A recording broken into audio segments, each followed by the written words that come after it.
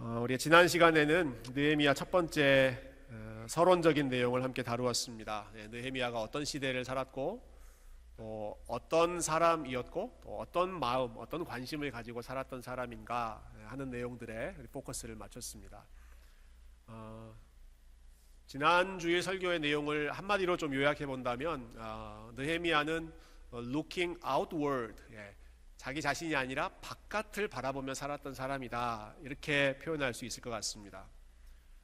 페르시아 제국의 왕의 술 관원 최고의 자리였다고 말씀드렸죠. 가장 높은 자리, 혼자서 충분히 안락하게 즐길 수 있는 자리였는데 그 왕궁의 삶을 보지 않고 looking outward, 본인이 아니라 본인 바깥에 예루살렘에 있는 상태, 거기에 있는 사람들, 그 바깥을 보면서 그들을 향해서 본인의 관심을 쏟았던 사람이 느헤미야였습니다. 느헤미야의 귀에 참 어려운 소식이 들렸죠. 예루살렘 성벽이 무너졌는데 아주 오랜 시간이 지났는데도 불구하고 회복이 되지를 않는다. 예루살렘이 도시가 100년 전에 망했고 그 후에 또 많은 사람들이 돌아와서 좀 다시 복구해 보려고 했지만 복구되지 않고 계속해서 참 비참한 상태 가운데 있다. 사람들도 참 어려움 가운데 있다라는 소식을 들었습니다. 오늘 본문 이 내용은 이 느헤미야가 이 소식을 듣고 나서 어떻게 반응했는가, 또 우리는 이런 비슷한 상황에서 어떻게 반응할 것인가, 이걸 함께 참 보여주는 너무나 귀한 본문인데요. 첫 번째로 여러분, 느헤미야가 이 순간에 이 소식을 듣고 했던 일, 첫 번째 일은 looking upward,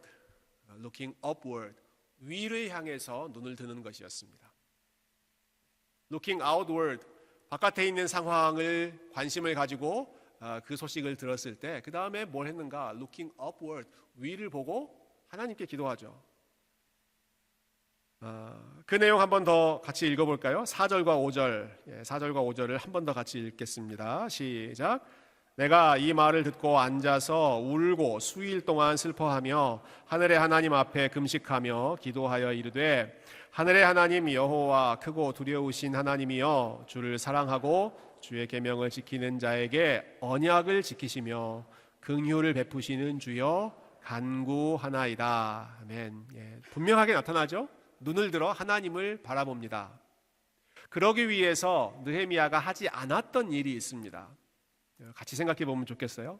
하나님께 눈을 들고 바라보고 기도하기 위해서 느헤미야가 하지 않았던 일이 하나 있습니다. 어려움이 있습니다 라고 하는 소식을 들었을 때 느헤미야는 곧장 페르시아 왕에게 달려가지 않았습니다.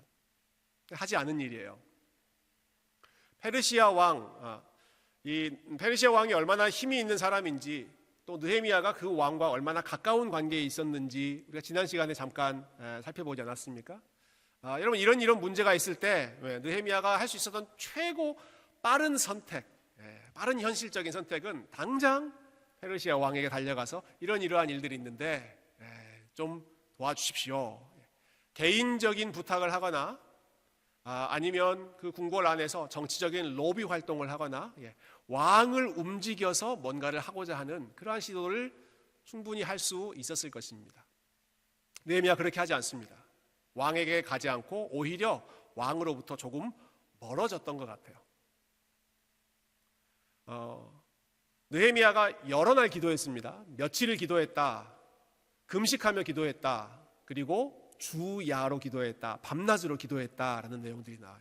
그럼 이 상황을 생각해 보면 왕의 술 관원으로 그 바쁜 일정을 소화하면서는 할 수 없었던 일이었을 것 같아요.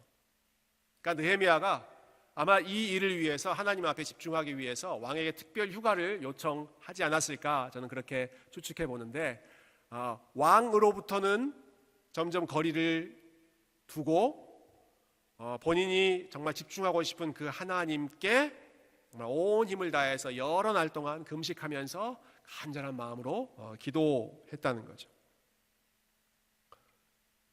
페르시아 왕으로부터는 멀어지고 그 왕에게 달려가지 않고 하나님께 곧장 나아갔다. 이건 무슨 뜻이냐? 느헤미야의 마음 가운데 있었던 믿음을 보여주는 것입니다. 이 상황을 해결할 수 있는 능력은 왕에게서 나오지 않고 하나님에게서 나온다. 이걸 분명하게 보여주는 게 왕에게 가지 않고 하나님에게로 나아가는 것이죠. 어제까지 8주 동안 토요일 아침마다 램스라고 하는 선교 훈련이 있었습니다. 매주 토요일 한 3시간씩 많은 성도님들께서 훈련을 받으셨는데, 그 선교 훈련의 마지막 부분, 그 마지막 그 단락에 보면, 그 책에 보면 기도에 대해서 정의하는 내용이 나와요. 기도가 무엇인가? 참 제가 처음 들었던 말이면서도 너무 정확하다라는 생각이 들었습니다. 여러분, 우리가 아는 기도에 대한 설명이 있습니다. 기도는 호흡이다, 이런 말 많이 하죠. 기도는 호흡이다, 멈추면 죽는다.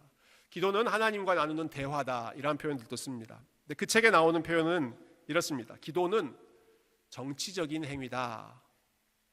Prayer is a political action. 기도는 정치적인 행위다. 왜 정치적인 행위인가? 정치를 위해서 기도하라, 이런 정도의 뜻이 아니고요. 기도한다는 것 자체가 정치적인 성격을 가지고 있다라는 거예요. 왜 그런가? 기도는 더 높은 권위가 있다는 것을 인정하는 것이기 때문이다. 여러분 이해하셨어요? 기도는 현실에 권위 있는 실력자들이 많이 있습니다. 도움을 줄 수 있는 여러 가지 소스들이 있습니다. 느헤미야의 상황에서 본다면 페르시아 왕이 제일 강력한 도움을 줄 수 있는 사람입니다. 그런데 그보다 더 높은 권위가 나에게 있다라는 것을 고백하는 거예요. 페르시아 왕 당신이 아니라 나는 이 문제 가지고 하나님 앞에 호소하겠습니다. 왜냐하면 당신이 이 나라를 다스리는 것 같아 보이지만 당신이 아니라 내가 믿는 하나님이 정말 이 모든 세계를 다스리시는 분이기 때문에 더 높은 권위, 더 높은 능력, 더 높은 지위에 호소하는 것이 기도다라는 거죠. 그래서 느헤미야가 페르시아 왕에게 달려가지 않습니다. 오히려 왕의 곁을 잠시 떠나서 하나님께 달려감으로써 왕이 아니라 하나님이 다스리신다, 이 믿음을 분명하게 선포하죠. 저희들이 경험하는 거의 모든 문제에도 비슷한 원리를 적용할 수 있다고 생각합니다. 우리가 질병의 문제를 놓고 씨름할 때가 참 많이 있습니다. 당연히 의사의 도움이 필요하고 약의 도움이 필요하고 병원의 도움이 필요합니다. 그러나 질병의 문제를 놓고 우리가 기도한다라고 했을 때에는 무엇을 우리가 표현하는 것입니까? 의사와 병원이 아니라 하나님께서 궁극적으로 나를 치료하시는 분입니다. 이걸 선포하는 거죠.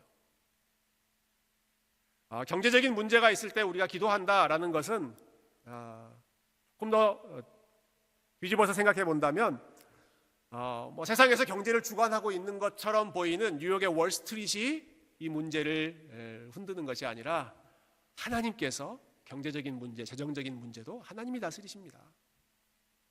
안보, 평화, 공의 이러한 문제가 있을 때 우리가 그 문제를 가지고 하나님 앞에 나아가서 기도한다, 하나님께 엎드린다라고 하는 것은 워싱턴에 있는 화이트하우스나 펜타곤이 아니라 그러한 시설들, 거기 있는 권력자들이 이 전쟁과 평화의 문제를 다스리는 것이 아니라 하나님께서 이 문제를 주관하십니다.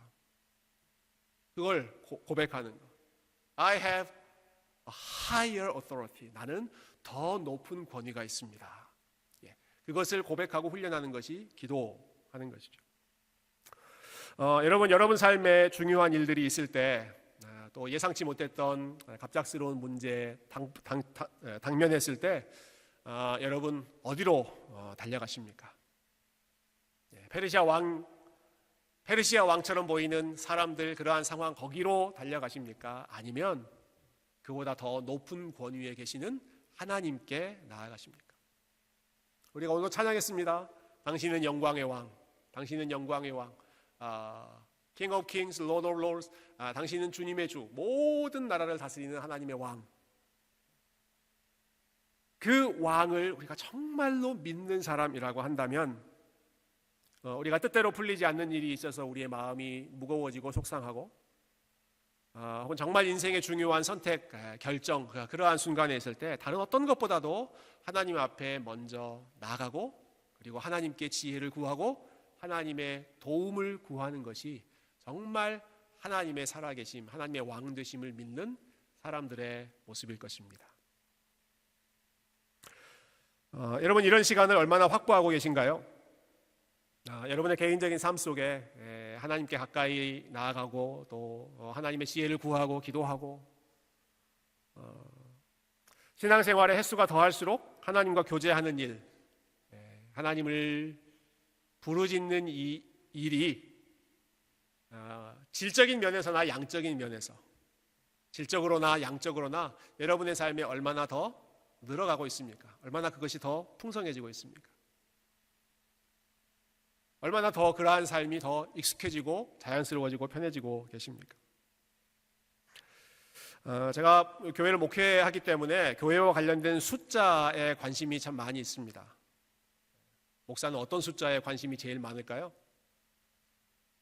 헌금 숫자라고 얘기하실 것 같아서. 헌금 숫자도 중요하죠.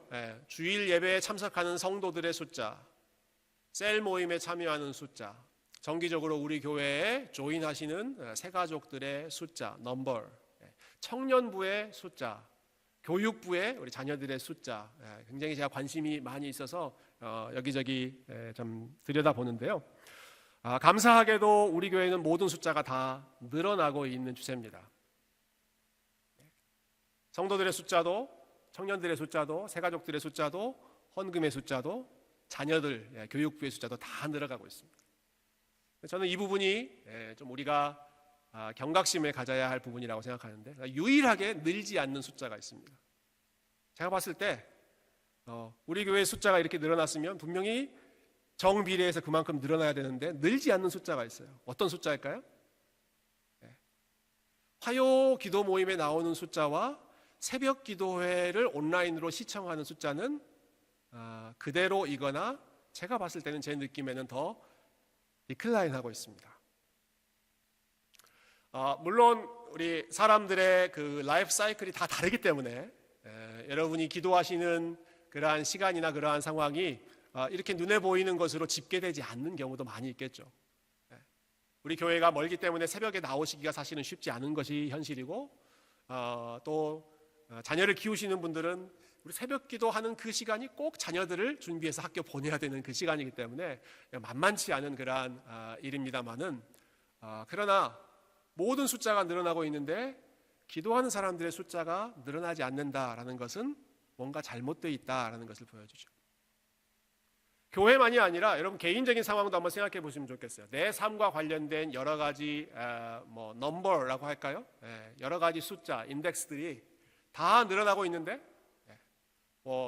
인컴도 늘어나고 또 사회적인 포지션도 늘어나고 모든 것들이 다 늘어나고 있는데, 내가 하나님과 만나고 하나님을 알아가고 하나님과 교제하는 그러한 시간들이 늘어나지 않고 정체되어 있거나 감소하고 있다면, 그것은 우리가 성장하고 있는 것이 아니라 사실은 우리가 쇠퇴하고 있는 것입니다.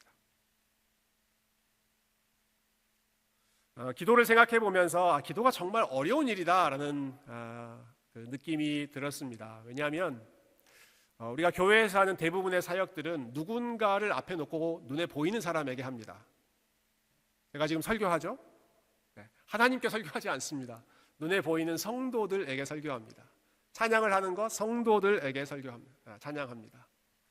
봉사를 하거나 스몰 그룹을 하거나 이런 것들 다 앞에 있는 사람들에게 합니다. 그렇기 때문에 사람들로부터의 반응도 있고 여러 가지 눈에 보이는 그러한 기쁨과 즐거움이 있습니다. 기도는 그렇지 않습니다. 기도는 그렇지 않더라고요. 기도는 사실은 혼자 합니다. 하나님과 사이에서 단둘이 하는 거긴 하지만 사람의 관점을 생각한다면 기도는 언제나 굉장히 외로운 시간입니다. 나와 하나님과 단둘이의 시간이기 때문에. 그래서 기도는 정말 어려운 것 같아요. 봐주는 사람이 없어요. 주목해주거나 인정해주는 사람이 없습니다. 언제나 하나님을 정말 사랑하시는 사람들만 할 수 있고 하게 되는 것이 기도인데, 오늘 본문에 보면 느헤미야가 그런 마음을 가지고 있었어요. 느헤미야가 이 복잡한 상황 속에서 다른 어떤 것보다도 다 내려놓고 나는 하나님께 기도한다. 저와 여러분의 삶이 우리 페르시아 왕의 지혜와 도움을 기웃거리며 사는 삶이 아니라 우리 하나님께 더 많이 나가고 더 가까이 나아갈 수 있는 기도하는 삶, 또 믿음의 삶이 될 수 있기를 주님의 이름으로 축원드립니다.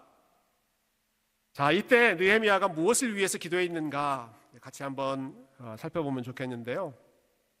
제가 looking upward 했다고 말씀드렸죠. 문제가 있을 때 위를 봤다. 기도하는 것입니다. 그 다음에 기도하는 가운데 느헤미야는 looking inward, 자기 자신을 봅니다. 자기 자신을. 다른 것보다 자기 자신을 들여다보면서 기도합니다. 6절과 7절을 한번 읽어보겠습니다. 6절과 7절. 느헤미야가 했던 기도의 가장 중요한 내용인데요. 6절, 7절 읽을까요? 시작. 이제 종이 주의 종들인 이스라엘 자손을 위하여 주야로 기도하오며 우리 이스라엘 자손이 주께 범죄한 죄들을 자복하오니 주는 귀를 기울이시며 눈을 여시사 종의 기도를 들으시옵소서. 나와 내 아버지의 집이 범죄하여 주를 향하여 크게 악을 행하여 주께서 주의 종 모세에게 명령하신 계명과 율례와 규례를 지키지 아니하였나이다. 느헤미야가 무슨 기도를 드리는 것 같아요? 하나님, 예루살렘 빨리 도와주십시오. 그 기도가 아닙니다. 느헤미야가 하나님께 드렸던 기도는 회개의 기도였습니다. 하나님 앞에서 잘못을 고백하고 하나님께서 용서해 주시기를 간구하는 기도가 느헤미야가 드렸던 기도입니다. 여러분, 회개가 무엇인지 다 아실 텐데요. 저희가 지난 화요일에 오전에 우리 교역자 미팅, 스텝 미팅을 하면서 오늘 본문 말씀을 같이 우리가 묵상하고 공부했습니다. 다른 비즈니스 미팅보다도 우리가 말씀을 좀 같이 쉐어하는 그런 동역자가 되면 좋겠다 하는 마음으로 그 주에 설교하는 본문을 우리 교역자들이 같이 이제 묵상하고 스터디하고 있는데 그날 어떤 사정이 있어서 다른 사정이 있으셔서 목사님 한 분이 좀 늦게 오셨어요. 그런데 이 목사님께서 늦게 그 모임에 들어오시면서 굉장히 미안한 마음이 크셨던지 들어오시면서 허리를 90도로 숙이시면서 이렇게 외치시면서 들어오셨습니다. 죽여주시옵소서. 네. 여러분, 제가 모임에 늦는다고 막 죽이거나 뭐 이렇게 핍박을 하거나 그런 사람이 아니고요. 누구실까 생각하지 마세요. 그분이 누굴까? 여러분이 생각하는 그분이 아닐 거예요. 그러니까 생각하지 마세요. 근데 저희가 그 모습을 딱 보면서 같이 있었던 우리 모든 교역자들이 동시에 함께 이야기했던 게 This is it. 이게 회개다. 이게 회개다라는 거예요. 이게 회개다. 하나님 앞에 하나님, 일반적으로 회개하는 사람들은 항상 죄를 뒤집어 씌우고 그 상복을 입으면서 회개를 했죠. 하나님, 내가 죽어 마땅합니다. 내가 했던 이 모든 잘못이 하나님의 심판을 받기에 마땅한 일들입니다. 그렇게 자신을 낮추는 것이 회개입니다. 근데 중요한 것은 느헤미야가 지금 이렇게 하나님 앞에 참 겸손한 마음으로 회개의 기도를 드리는데 누구를 위해서 기도하고 있는가 하는 부분입니다. 느헤미야가 이렇게 기도하지 않습니다. 하나님, 예루살렘이 어렵습니다. 예루살렘에 있는 저 사람들이 여러 가지 잘못을 범해서 이런 어려움이 닥쳤습니다. 하나님, 저들을 불쌍히 여겨주시고 저들을 다시 회복시켜 주십시오. 이렇게 기도하지 않습니다. 느헤미야가 했던 기도가 아닙니다. 느헤미야는 어떻게 기도했는가? 하나님, 우리 이스라엘 자손을 불쌍히 여겨주십시오. 우리라고 부릅니다. 우리. 본인을 포함시키는 거죠. 자기 자신을 포함시켜서 기도하는 거예요. 더 직접적으로 느헤미야는 이렇게 기도합니다. 하나님, 나와 내 아버지의 집이 범죄한 것을 불쌍히 여겨주십시오. 누구의 죄에 대한 회개예요? 나와. 느헤미야가 본인을 제일 먼저 이야기해요. 나와 그리고 내 아버지의 집, 우리 민족이 먼 발치에 떨어져 있는 저 사람들이 아니라 내가 하나님 앞에 잘못을 범한 것을 불쌍히 여겨주십시오. 자기 자신을 제일 먼저 회개의 대상으로, 회개의 주체로 언급하고 있습니다. 사실 생각해보면 느헤미야는요, 예루살렘이 이렇게 어려워진 것에 대한 직접적인 책임이 없는 사람입니다. 예루살렘 멸망한 것, 느헤미야가 태어나기 훨씬 전에 일어났습니다. 그 시대 사람들이 잘못해서 예루살렘이 멸망했습니다. 느헤미야는 그 후에 태어났습니다. 예루살렘에 있는 유대인들이 하나님 잊어버리고 여러 가지 우상들을 섬기면서 몰락의 길을 걸어갔죠. 느헤미야는 반대입니다, 여러분. 느헤미야는 태어날 때 주변이 다 우상 숭배하는 문화, 페르시아 제국의 이방인 문화였지만 그 속에서 하나님을 잊지 않고 하나님의 사람으로 신실하게 살았던 사람이 느헤미야입니다. 가장 높은 위치까지 올라갔어도 민족을 생각하고 또 그 순간에도 하나님의 말씀을 붙잡으려고 참 몸부림쳤던, 참 인간적으로 보면 어느 누구보다도 더 탁월하고 흠을 잡을 수 없는 그런 사람이 느헤미야인데, 느헤미야가 대표로 모든 민족들 앞에서, 하나님 앞에서 나와 내 집이 범죄했습니다. 내가 잘못했습니다. 하나님, 우리를 불쌍히 여기시고 우리를 다시 회복시켜 주십시오. 이렇게 기도하고 있다라는 것이죠.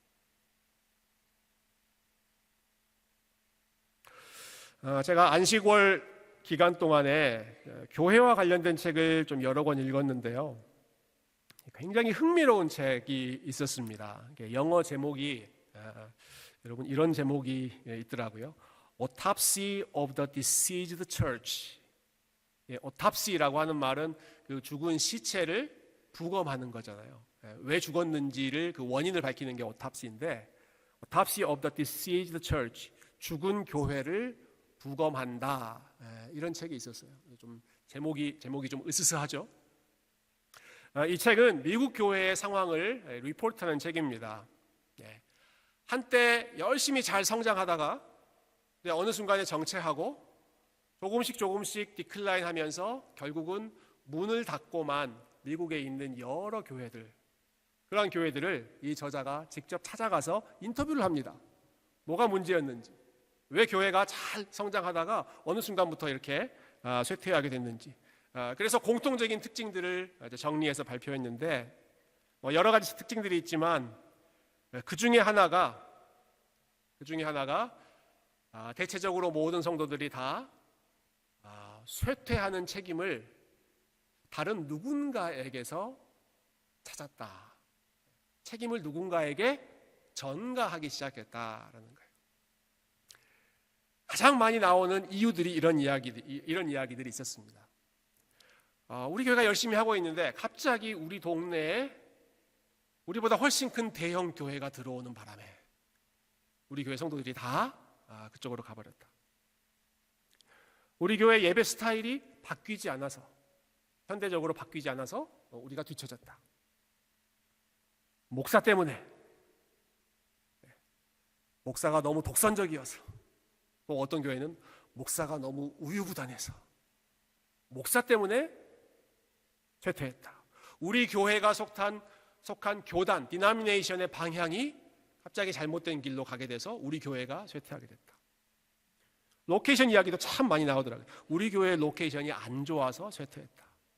인구 이야기도 많이 나옵니다. 인구 변화 때문에. 예를 들면 출산율이 점점 낮아지니까 교육부가 없어지게 됐고, 한국에서 미국으로 이민 오는 이민자들의 숫자가 점점 줄어들기 때문에, 요즘에 이민교회에서 많이 하는 그 원인 분석인데요, 그러한 사람들이 줄어들기 때문에 이민교회가 쇠퇴할 수밖에 없다.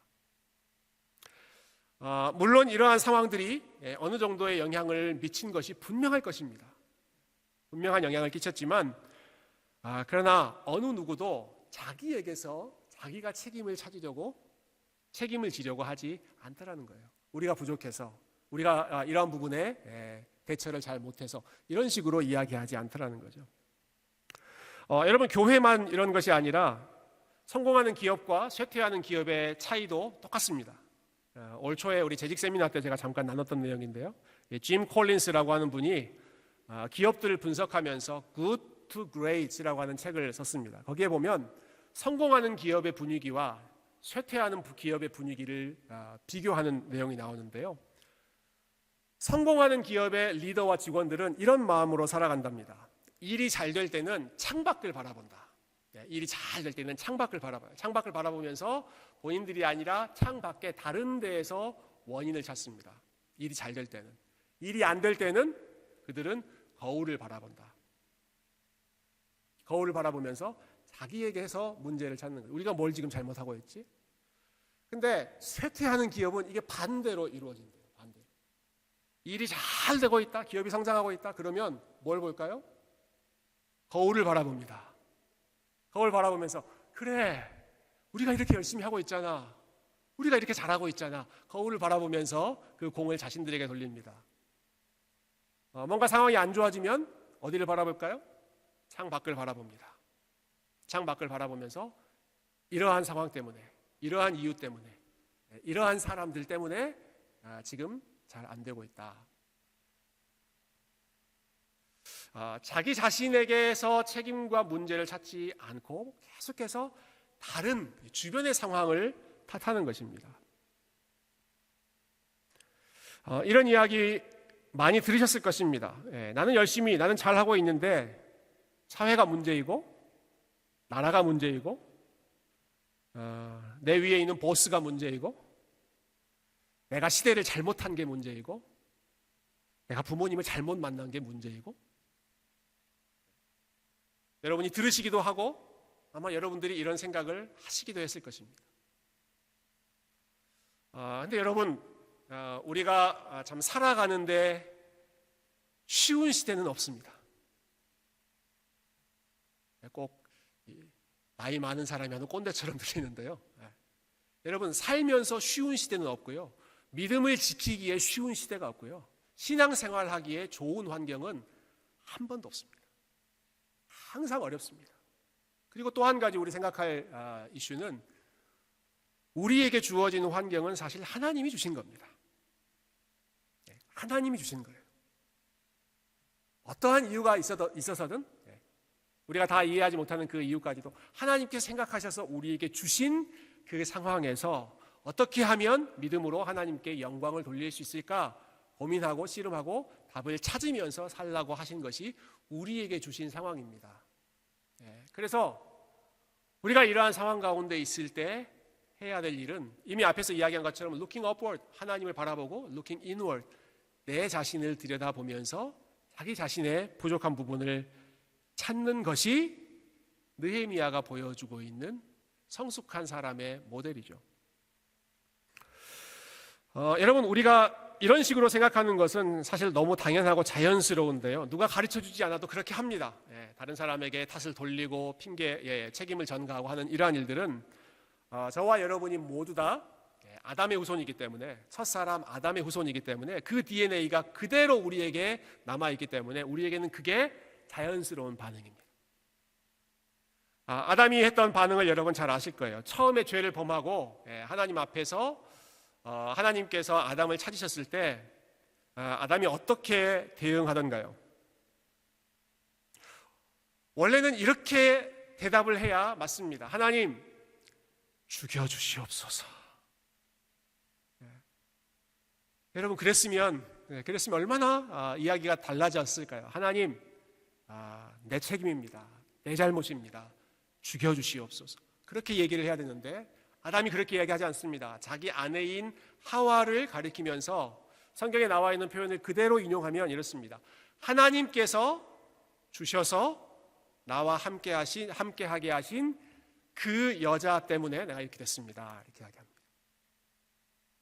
그러니까 한 번에 양쪽에 그 컴플레인, 블레임을 하는 거죠. 이 여인 때문입니다 라고 하는 블레임과, 그런데 이 여인은 하나님께서 나에게 주셔서 함께하게 하신 그 사람 때문에 내가 이렇게 됐습니다.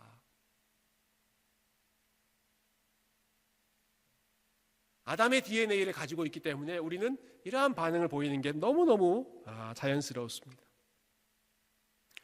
그런데 여러분, 이 악순환의 고리를 끊는 게 회개입니다. 회개. 이 악순환의 고리를 끊는 게 회개예요. 누구를 탓한다고 해서 그것이 끝나는 것이 아니라 이 악순환의 고리를 끊는 것은 회개입니다. 느헤미야가 했던 것처럼 지금 예루살렘이 어려워지고 망하고 있는 그 문제를 그 나라의 사람들에게 책임을 돌리지 않고요. 느헤미야가 하나님 앞에, 하나님, 내가 그리고 나의 집이, 우리 아버지의 집이, 우리 패밀리가, 그리고 우리 민족이 하나님 앞에 잘못을 범했습니다.